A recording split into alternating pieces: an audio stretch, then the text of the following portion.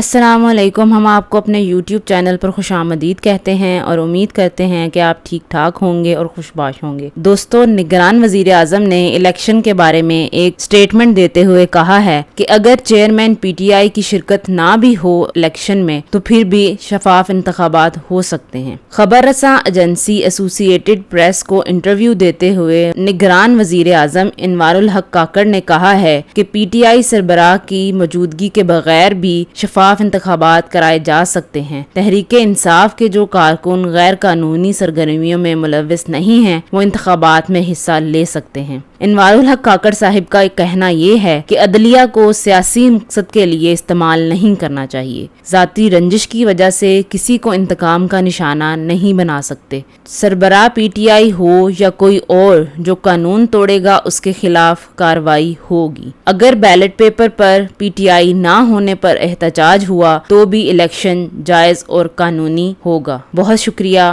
اللہ حافظ.